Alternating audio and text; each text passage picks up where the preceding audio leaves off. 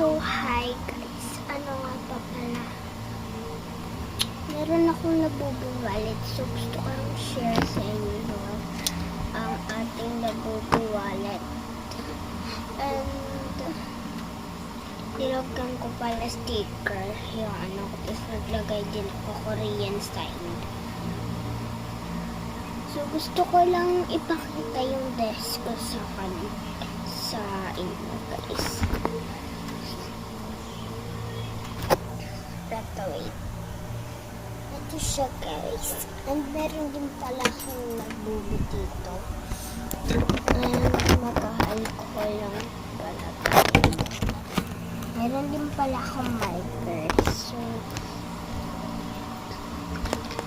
comment ko kayo kung ano yung ilalagay ko sa ating desk. Ano yung i-drawing natin. So, ako muna yung mag-drawing. So, wait lang. Nakuha ko na pala marker ko. Ito. Yung mabuk.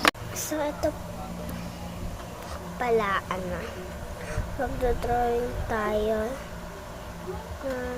Hello. Wait lang, drawing ko lang shape. Pati pala yun.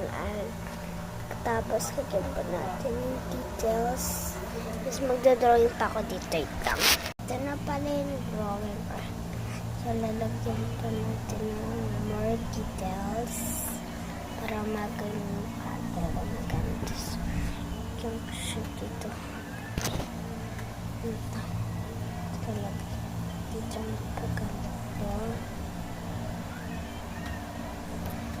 Dito yan sa ano niya.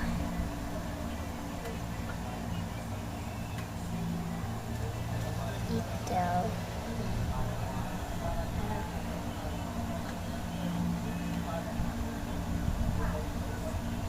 Lang gusto ko ang design na kanina. Gusto ko lang yung design. Parang ito. Tapos mag-delegate tayo. Ito. Drawing na ako ng Korean side.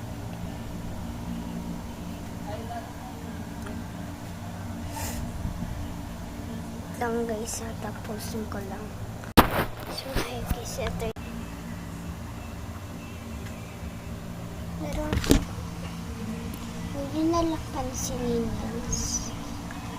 So, kung gusto nyo pa ng video, comment po kayo.